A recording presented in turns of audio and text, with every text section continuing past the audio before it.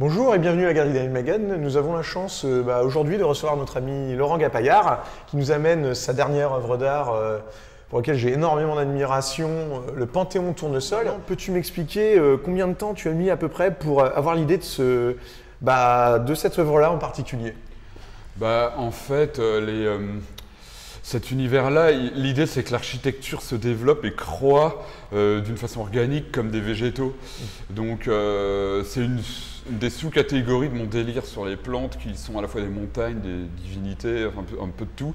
Il a fallu des années pour digérer les formes et trouver le moyen de penser par exemple des feuillages compacts et costauds et en même temps gracieux pour pouvoir y mettre des fenêtres et des paliers, des choses comme ça, de telle sorte qu'on puisse imaginer que des habitations puissent se développer dedans. Donc moi, des croquis d'habitations de villes tournesol, j'en ai fait en 2015 par exemple, mais en fait, j'arrivais à régler le problème du centre, où là, les alvéoles, tout ça, c'est assez facile, mais le contour, et puis surtout ce qui se passe en bas, il a fallu vachement plus de temps pour penser l'urbanisme de la ville, ces trucs-là. C'est comme une vision qu'on a sur un monde, on voit net à un endroit et tout le reste est flou. Et en fait, on ne peut pas aller plus loin parce que finalement, le reste ne se révèle pas. Il faut vachement de temps pour que ça se décante et que la vision s'élargisse et qu'on commence à voir sur les bords en fait, du champ. Et l'idée que tu voulais montrer dans ce dessin-là, c'était la dimension colossale de l'habitation par rapport aux habitants, c'est quoi? Alors en fait, non, c'est-à-dire que l'échelle du bâtiment, elle s'impose d'elle-même. Parce que le principe, c'est que chacune des alvéoles du tournesol, c'est une chapelle. Donc c'est un espace, mettons, elles font en moyenne 10 mètres de côté. Elles sont séparées par des ruelles. Je dis 10 mètres parce que si on veut qu'il y ait une pièce à l'intérieur, plus l'épaisseur des murs, ça fait vite un truc dans les environs de 10 mètres comme une petite maison. Tu dis une chapelle, c'est un lieu de croyance, c'est ça? C'est ça, parce qu'en fait, c'est un panthéon. Il faut imaginer Delphes, en fait, comme chez les Grecs, il y avait un lieu, le sanctuaire d'Apollon, où tous les Grecs construisaient un petit temple et rassemblaient des hommages et des sortes d'ex-voto aux divinités et à l'oracle. Et c'était un lieu en même temps où les gens se réunissaient pour débattre. Donc là, c'est un peu la même chose. C'est qu'en fait, dans ce panthéon, ces gens qui considèrent que les plantes sont des divinités, chaque cité, en quelque sorte, de ce grand monde, a une divinité tutélaire qui a enseigné un métier, en fait, à la cité.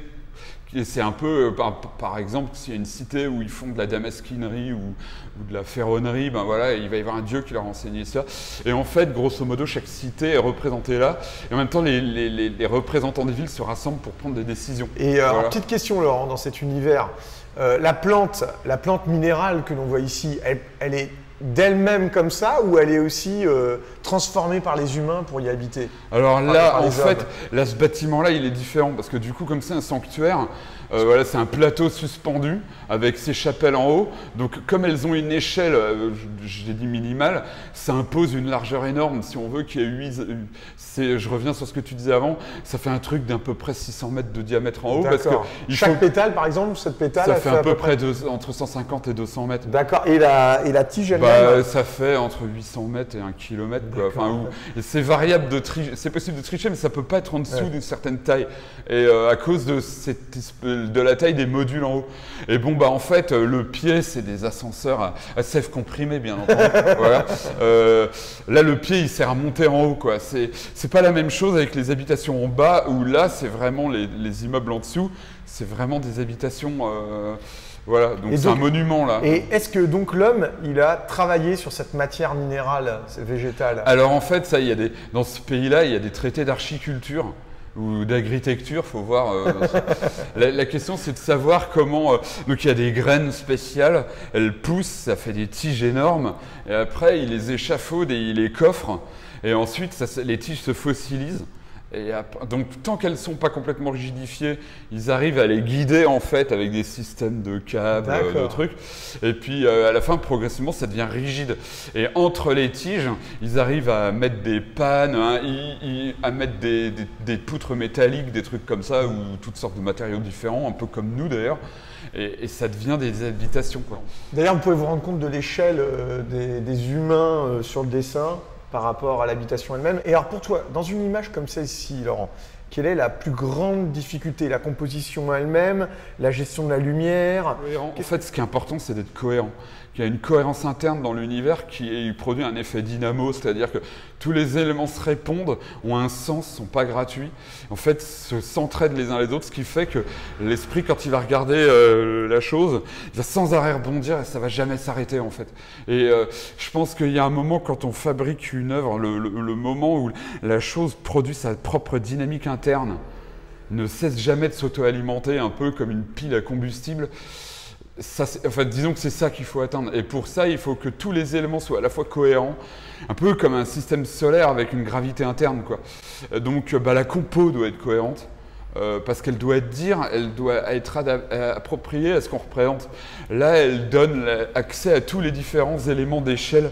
Il y a du près et loin pour tout, en fait. Ça permet à la fois de montrer la structure en haut, ça permet de comprendre dans quel contexte c'est installé, quel type de ville il y a en bas, d'expliquer la cohérence de ce monde-là qui est une ville qui pousse avec des immeubles racines, avec des immeubles chandeliers qui se sont ramifiés comme des plantes, enfin voilà. Et Laurent, une petite question technique.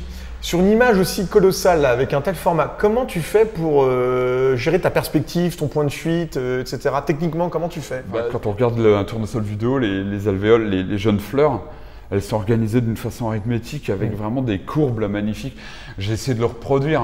Ça se voit pas partout, mais quand même, du coup, il a fallu tracer ça en perspective. Il a fallu fabriquer des points de fuite. En fait, il a fallu les monter avec des cordons, avec des ficelles. Et puis, j'ai fait un plan. D'ailleurs, j'ai un peu oublié comment j'ai fait pour tout vous dire, mais j'ai fait un plan dans un carnet qui m'a permis de diviser les cercles. J'ai vu que c'était des cercles concentriques que je divisais en... Donc, il y avait 8 cercles concentriques et ensuite, il y avait à partir des rayons, je pouvais sous-diviser encore en tranches. Et en fait, ça me permettait, le moment où les rayons et les cercles concentriques se croisaient, je balançais des diagonales qui partaient de l'extérieur vers le centre. Et en fait, ça fait naturellement des arcs, en fait. Et donc ça donnait le tracé des rues qui sont courbes. Les rues entre les chapelles, en fait. Voilà. Et une autre question, petite technique, quelle est le plus agréable pour toi? C'est quand tu fais tout crayonné de base et tout, quand tu construis ton image, ou c'est plutôt après quand tu viens dans les détails et que tu finis en mettant tes lumières? C'est super dur tout le long en fait. Ce qui est agréable, c'est juste de voir une cohérence exister, quoi. De réussir à reproduire une cohérence à partir de choses qui sont complètement pas intuitives au départ, quoi. Et enfin, elles le sont et en même temps, c'est un peu un défi au bon sens, quoi. Et quand on arrive à se réaliser que ces éléments-là, ils tiennent ensemble, c'est top, quoi. Et toi, Laurent, là, on sort tous du confinement. Je voudrais savoir, est-ce que toi, tu aurais rêvé durant le confinement de vivre dans cet univers-là? En fait, quand je dessine ces trucs-là, c'est pas pour m'évader. C'est pas du tout une problématique d'évasion, c'est plutôt une façon de créer des métaphores de ce qu'on est nous et de ce que c'est que construire une société, en fait. C'est des symboles de ce qu'on est déjà, sauf que ça passe à travers les plantes. Et c'est ça qui est intéressant, c'est de montrer que finalement, les plantes sont une image de ce qu'on est sans le croire, en fait, sans qu'on le réalise. En fait, moi, j'utilise les plantes comme une sorte d'accélérateur symbolique. Je trouve ça tellement génial, l'anatomie des végétaux, la façon dont ça permet de penser symboliquement tout ce qu'on a créé, nos sociétés. On pourrait tout dire en symboles végétaux. Et c'est pour ça que j'utilise ce truc-là, parce que c'est un accélérateur de pensée. Ça permet d'aller plus vite pour comprendre les choses.